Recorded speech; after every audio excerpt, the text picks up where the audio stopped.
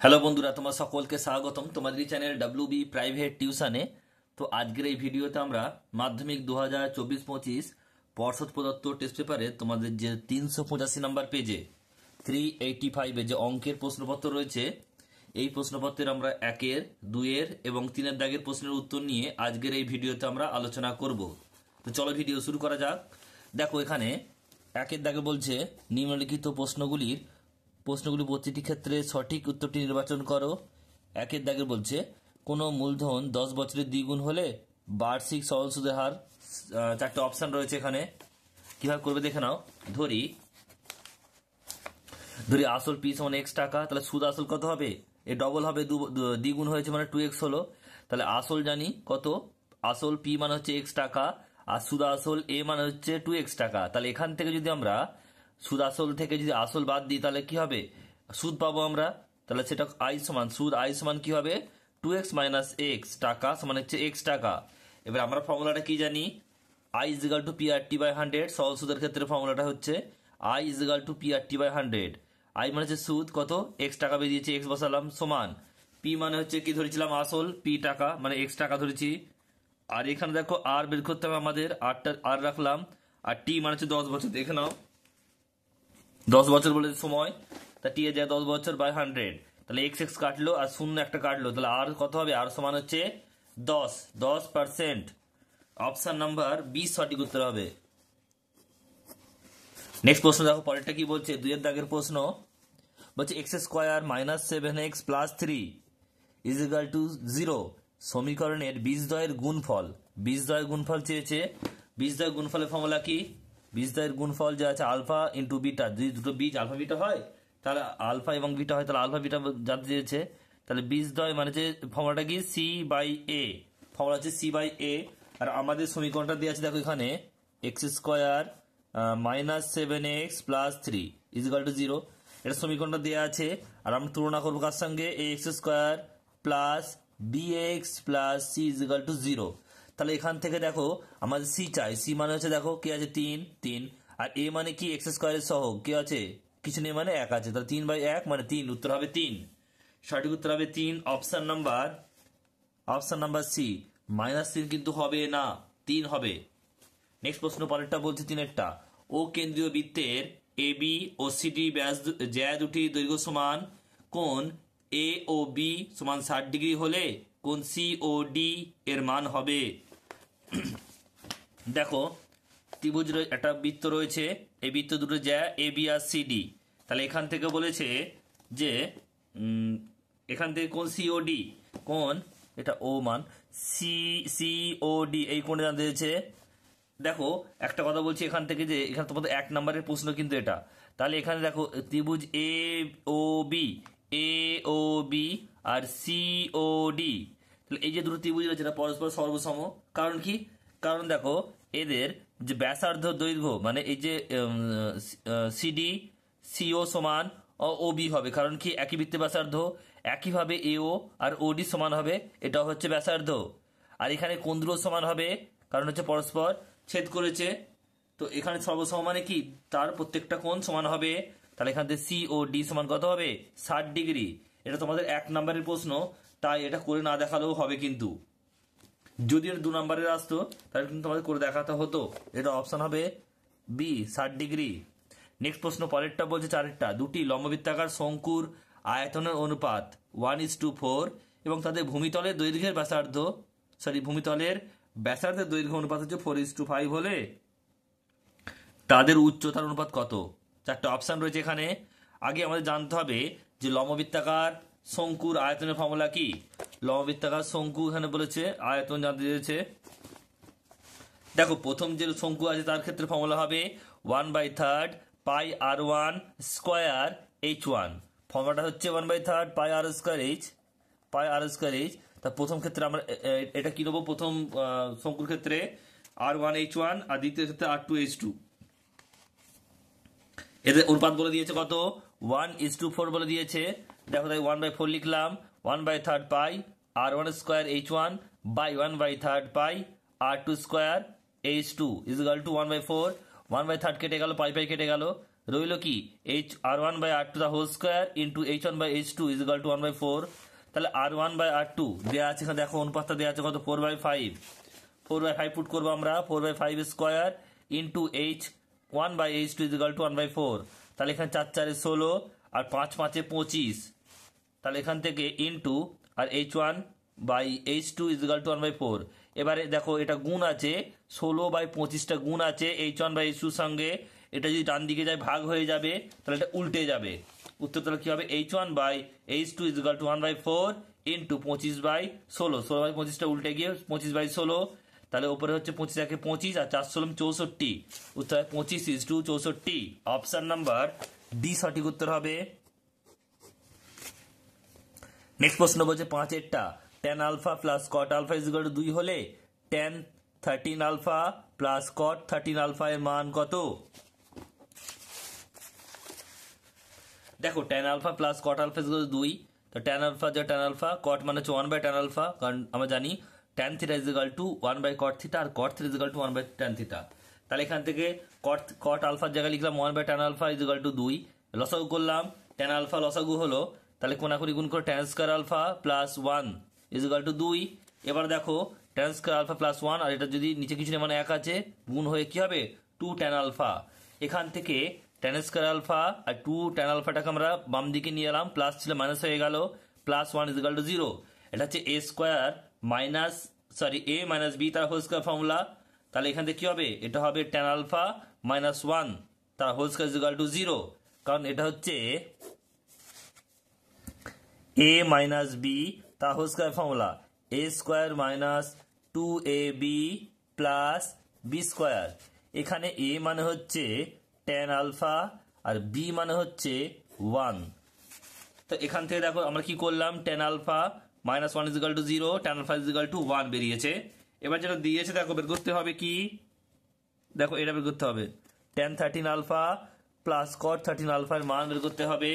তার tan 13 alpha plus cot 13 alpha, tan মানে হচ্ছে 1, tan মানে 1, tan থিটা মানে tan আলফা মানে হচ্ছে 1/13, 1 টু দি পাওয়ার 13 প্লাস 1/1 টু দি পাওয়ার 13, তাহলে এখানে 1 প্লাস 1 এটা হচ্ছে 2।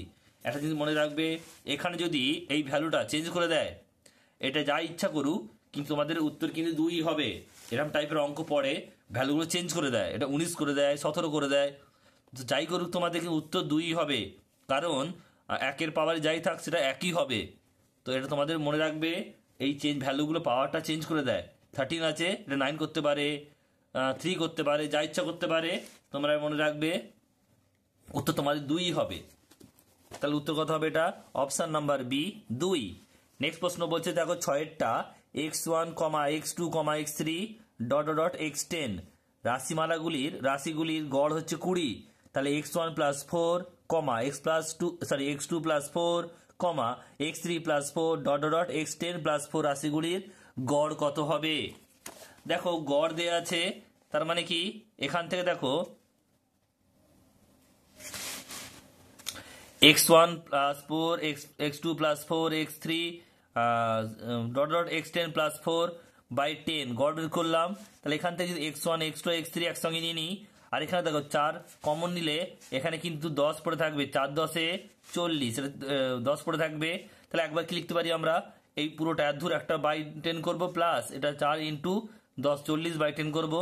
এটার ভ্যালু দেখো দেওয়া আছে, এটা ভ্যালু হচ্ছে কত, 20 দেওয়া আছে। এটা হচ্ছে এখানে বলা আছে গড় 20, এটা গড়ই বেরিয়েছে। তাহলে এখানে কত হবে, এর ভ্যালু জায়গায় কত বসাবো 20, আর এটা কাটাকাটি করলে কত হবে 4, 20 আর 4 24। অপশন নাম্বার বি সঠিক উত্তর হবে 24।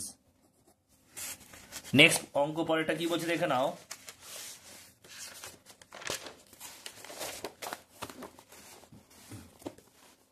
দুইয়ের দাগের 1-এরটা বলছে এক ব্যক্তি ব্যাংকে 100 টাকা জমা রেখে 2 বছর পরে সমূল চক্রবৃদ্ধি পেলেন 121 টাকা, বার্ষিক সুদের হার %। চক্রবৃদ্ধি ফর্মুলা কি আমরা জানি, p into 1 plus r/100 two the power n। এটা হচ্ছে ফর্মুলা। p মানে হচ্ছে মূলধন, আর এখান থেকে n মানে হচ্ছে সময়। এখানে দেখো কি দেওয়া রয়েছে, দেখো 2 বছরের 100 টাকা দেওয়া আছে, তাহলে p হচ্ছে 100 টাকা, আর এটা কত বেরোবে, এটা হচ্ছে সুদের মূল্যে মানে এ, এটা সমান এ, কত বেরোবে এটা 121। তাহলে পি এর জায়গায় বসালাম 100, 1 প্লাস আর বাই 100, এটা এন মানে 2 বছর, এটা 2 করলাম, ইজ ইকাল টু 1 to 1 121। তাহলে এখান থেকে এই যে 100টা আছে এটা গুণ আছে, দিকে ভাগ হয়ে যাবে, মানে নিচে বাই হয়ে যাবে, 1 plus R by 100 to the power square is equal to 121 by 21। তাহলে এখান থেকে 121 বাই 100, তাহলে এখান থেকে দেখো 1 প্লাস এখানে স্কোয়ার হবে 1 plus R by 100 to the power, এটা হচ্ছে কত 11 বাই 10, তাহলে স্কোয়ার, দুই দিকে স্কোয়ার উঠে গেল, তাহলে থাকবে কি এটা 1 plus R by 100 is equal to 11 by 10। এখান থেকে r by 100 is equal to এই একটাই দিকে চলে আসবে, ডান দিকে এলে মাইনাস হয়ে যাবে, তাহলে কত হবে এটা আমরা লসাগু করবো 10, এটা হচ্ছে 1 বাই 10, তাহলে R by 100 is equal to 1 by 10, শূন্য শূন্য কাটলো, তাহলে R is equal to 10%। Option এখানে দেখো কি লিখবে, এখানে লিখবে 10%, লিখবে 10। নেক্সট প্রশ্ন বলছে পরেরটা দেখো, এটা হচ্ছে দুইটা বলছে cos 53 ডিগ্রি বাই সাইন 37 ডিগ্রির সরলতম মান চেয়েছে। আমরা এটা পুরো অক্ষরের সাহায্যে করব, এটা পুরো অক্ষরের সাহায্যেই করতে হবে। দেখো cos 53 degree by sine 37 degree, আমরা কসটাকে চেঞ্জ করব, তাহলে কি লিখবো পুরো অক্ষরে, এটা লিখতে পারি cos 90 মাইনাস 37, তবে তো 53 হবে, 90 থেকে 37 বাদ দিলে 53ই হবে, তাহলে এটা সমান কি cos 90 minus theta sine theta হয়, তাহলে সাইন 37, তাহলে উত্তর দুটো কাটাকুটি হয়ে কত হবে 1 হবে, উত্তর হবে কত 1। তোমরা এখানে সরলতম মানের জায়গায় 1 লিখবে। আশা করি তোমরা বুঝতে পারলে। নেক্সট প্রশ্ন পরেরটা বলছে x1, x2, এটা x99 পর্যন্ত চলরাশিগুলো ঊর্ধ্বক্রমে থাকলে এদের মধ্যমা ড্যাশ। দেখো এখানে এনটা হচ্ছে কত 99, কারণ এটা বলেছে যে 99 পর্যন্ত গেছে, তাহলে এটা অযুগ্ম মানে বিজোড়, তাহলে এখানে মধ্যমার ফর্মুলা কি, মধ্য ফর্মুলা হচ্ছে n প্লাস 1 বাই 2 তম, তাহলে এন এর জায়গায় হচ্ছে কত 99 প্লাস 1 মানে 100 বাই 2, তার মানে হচ্ছে 50, তাহলে কত হবে x টু দি পাওয়ার 50 হবে, এক্স এর নিচে 50 লিখবে এর মধ্যমা। নেক্সট প্রশ্ন বলছে পরেরটা ABCD একটি বৃত্তস্থ সামুদ্রিক হলে এ কোণের মান কত হবে, এটা 90 ডিগ্রি অবশ্যই, এটা তোমাদের মনে রাখতে হবে। দেখো দু রকমের তোমাদের শর্ট প্রশ্ন আছে অঙ্কে, শর্ট প্রশ্ন যে আছে যে সেটা শূন্যস্থান পূরণ হোক বা এমসিকিউ হোক বা সত্য মিথ্যা হোক, দু রকম আছে। একটা হচ্ছে তোমাদের থিওরিটিক্যাল, মানে যেটা শুধু মুখস্থ রাখলেই হবে, মনে রাখলেই হবে, আর কিছু অঙ্ক থাকে সেটা কি করে দেখাতে হবে, অঙ্ক বেশি থাকে, কিন্তু থিওরিটিক্যালও থাকে তোমাদের মনে রাখবে, সেগুলো তোমাদের খালি জানলেই হবে আর টিক করে দিলেই হবে উত্তর, তোমরা কিন্তু ফুল মার্কস পাবে, সেখানে কোনো নাম্বার তোমাদের কিন্তু কাটা যাবে না মাধ্যমিকে। নেক্সট অঙ্ক দেখো পরেরটা কি বলছে, এটা হচ্ছে 5এরটা, এক মুখ কাটা একটি পেন্সিলের আকার চোং ও ড্যাশের সমন্বয় হয়, এটা সেরকম টাইপের একটা অঙ্ক, শুধু উত্তরটা মুখস্থ রাখলেই তোমাদের হবে কিন্তু। এ দেখো দেখতে কেমন হয়, কাটা পেন্সিল এরকম দেখতে হয়, তো ছবিটা এঁকে দেখিয়েছি তোমাদের, এটা উপর পার্টটা কি চোং আর নিচেরটা কি শঙ্কু, তাহলে এখানে কি হবে শঙ্কু উত্তর হবে, শুধু এটুকু লিখলেই তোমাদের কিন্তু হবে। নেক্সট প্রশ্ন বলছে পরেরটা a minus 2x square plus 3x plus 5 is equal two 0 সমীকরণটিতে এর মান ড্যাশের জন্য দ্বিঘাত সমীকরণ হবে না। এই অঙ্কটা খুবই ইম্পর্টেন্ট, এটা বারবার রিপিট হয়, খুবই ইম্পর্টেন্ট, এটা তোমরা ভালো করে করবে। দেখো এখানে দ্বিঘাত সমীকরণ হবে না মানে কি, মানে হচ্ছে যে এক্স স্কোয়ার যে সহগ আছে তাকে শূন্য করতে হবে, তাহলে কিন্তু এটা শূন্য করলে এটাও শূন্য হয়ে যাবে, তাহলে কিন্তু আর দ্বিঘাত সমীকরণ থাকবে না। তখন যদি এটা শূন্য হয়ে যায় তাহলে 3x প্লাস 5 হবে, তাহলে সেটা কি দ্বিঘাত সমীকরণ হলো না, হলো না, কারণ কি, কারণ হচ্ছে এক্স এর পাওয়ার তখন 1 থাকবে, 2 হবে না। দ্বিঘাত সমীকরণ মানে কি, যার পাওয়ার 2 হবে, ঘাতটা 2 হতে হবে। তাহলে এখানে আমরা কি করব, এখানে a মাইনাস 2 মানে এক্স স্কোয়ারের যে সহগ থাকবে তাকে 0 করে দেবে, তাহলে তোমরা ভ্যালু পেয়ে যাবে। তাহলে a minus 2 x square is equal two 0, তাহলে এখান থেকে a minus 2 is equal two 0, is equal two 2, উত্তর হবে কত 2, উত্তর হবে 2, আর এখানে উত্তরটা কি হলো শঙ্কু। নেক্সট অঙ্ক এবার হচ্ছে দেখো সত্য মিথ্যা একইভাবে করবে, যদি তোমাদের দুরকম অঙ্ক থাকে বললাম, কিছু অঙ্ক তুমি সত্য বা মিথ্যা লিখে দিলেও হবে, আর যেটা কষার অঙ্ক সেটা কষতে হবে, তোমাদের করে দেখাতে হবে কিন্তু। নির্দিষ্ট আসলের উপর বার্ষিক সুদের হার সমান হলে 2 বছরে সরল সুদ ও চক্রবৃদ্ধি সুদের হার সমান হবে, এটা মিথ্যা হবে, কারণ কি, দেখো চক্রবৃদ্ধি আর সরল সরল সুদ আর চক্রবৃদ্ধি সুদের মধ্যে প্রথম বছরের কিন্তু মানে সুদটা সমান হয়। এটা দ্বিতীয় বছর বলেছে, দ্বিতীয় বছর হবে না, প্রথম বছর হবে, এটা 1 বছর, তাহলে এটা তাই মিথ্যা হলো। নেক্সট প্রশ্ন বলছে পরেরটা, x Q y comma x square Y square এবং এক্স ওয়াই কিউ এর ক্রমিক সমানুপাতি। আমাদের জানতে হবে ক্রমিক সমানুপাতির ফর্মুলাটা কি। দেখো আমরা জানি কি ফর্মুলাটা হচ্ছে b square is equal to ac. যদি এ বি সি তিনটে ক্রমিক সমানুপাতি হয় তাহলে b square is equal to ac হয়। তাহলে আমরা প্রথমটাকে দেখো এ ধরেছি, এটাকে বি, এটা সি ধরেছি, আমরা দেখবো বি স্কোয়ার করবো এবং একবার এসি কে গুণ করে দেখবো যে দুটো সেম হচ্ছে কি না। তাহলে দেখো বি স্কোয়ার মানে কি, সরি বি স্কোয়ার মানে হচ্ছে এক্স স্কোয়ার ওয়াই স্কোয়ার তার হোল স্কোয়ার, মানে এটা পাওয়ার হয়ে যাবে X to the power 4 Y to the power 4। এবারে দেখো আমরা এসি গুণ করে দেখবো যে সেম আসছে কি না। তাহলে এ মানে হচ্ছে কি x cube y into b মানে সরি সি মানে কি এটা হচ্ছে এক্স ওয়াই কিউব। তাহলে এক্স দেখো কটা হচ্ছে, এখানে 3টার এখানে 1টা 4টে, আর ওয়াই কটা হচ্ছে 3টে 1টা 4টে, এটা 4 হবে, একটু মিস্টেক হয়ে গেছে, তো এটা 4 হবে। তো দেখো দুটি সেম হচ্ছে, তাহলে কি হবে, এটা সত্য ক্রমিক সমানুপাতিতে আছে। নেক্সট প্রশ্ন পরেরটা বলছে দেখো যে সেক স্কোয়ার বলছে 27 degree minus cot square 63 degree এর সরল মান হচ্ছে 1 হবে। সত্য মিথ্যা করে দেখাতে হবে তোমাদেরকে।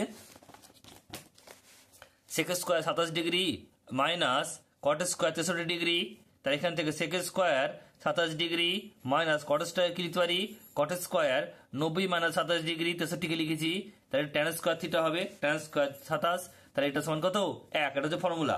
Sec square theta minus tan square theta is equal to 1, আমরা সেখান থেকে পেলাম, এখানে তোমাদের লিখে দিচ্ছি ফর্মুলাটা,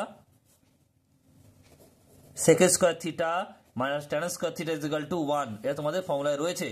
আমি এখান থেকে আমি এটা পেলাম, তাহলে এটা কি হবে 1 বেরিয়েছে, তাহলে এটা হবে কি সত্য হবে, এটা অবশ্যই সত্য, আগেরটাও সত্য হলো। নেক্সট প্রশ্ন বলছে পরেরটা দেখো একটি নিরেট অর্ধগোলকের তল সংখ্যা 2টি। তাহলে দেখো অর্ধগোলক দেখতে কেমন হয়, দেখো এটা হচ্ছে অর্ধগোলক, এই তল সংখ্যা 2টি বলেছে, অবশ্যই 2টি হয়। এবার প্রশ্ন হচ্ছে স্যার কটি তল, 2টি, কি কি তল, এটা হচ্ছে বক্রতল, এটা হচ্ছে সমতল। এটাও মনে রাখবে, তোমাদের অনেক সময় কিন্তু এটাও দিয়ে দেয় যে বক্রতলের সংখ্যা কটি, এটা হচ্ছে বক্রতল, এটা হচ্ছে সমতল, 2টি তল। নেক্সট প্রশ্ন পরেরটা বলছে যে ওজাই দুটি ছেদ বিন্দু থেকে এক্স অক্ষের উপর লম্ব টানলে এক্স অক্ষ ও লম্বের ছেদ বিন্দু ভুজি হলো মধ্যমা। এটা কি হবে, অবশ্যই সত্য হবে, এটা হচ্ছে তোমাদের সেই টাইপের অঙ্ক যেটা বললাম যে এটা মুখস্থ রাখতে হবে বা থিওরিটিক্যাল। নেক্সট প্রশ্ন পরেরটা বলছে দেখো 7 সেমি ও 3 সেমি ব্যাসার্ধ বিশিষ্ট দুটি বৃত্ত বহিঃস্পর্শ করলে তাদের কেন্দ্রদ্বয়ের দূরত্ব 4 সেমি হবে। এরকম একটা অঙ্ক মোস্ট ইম্পর্টেন্ট, হয় বহিঃস্পর্শ দেবে নয় অন্তঃস্পর্শ দেবে।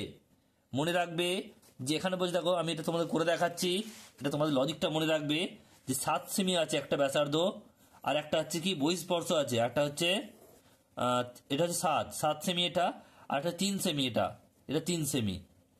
তো বলছে এরা যে বহিঃস্পর্শ বাইরে থেকে স্পর্শ করেছে, করলে কি হচ্ছে এটা কেন্দ্রদ্বয়ের দূরত্ব, মানে এখান থেকে এখানে দূরত্ব কত হবে, দুটো যোগফল হবে, 7 + 3 10 হবে। দেখো এটা 7 + 3 10 হবে, কিন্তু এখানে বলেছে কত, এটা বলেছে 4। এবার দেখো যদি এটা একই অঙ্ক যদি অন্তঃস্পর্শ করতো তাহলে কিন্তু বিয়োগ হতো 4 হতো। মনে রাখবে যদি বহিঃস্পর্শ করে দুটো ব্যাসার্ধ যোগ করে দেবে, আর যদি অন্তঃস্পর্শ করে দুটো ব্যাসার্ধকে কিন্তু বিয়োগ করে দেবে।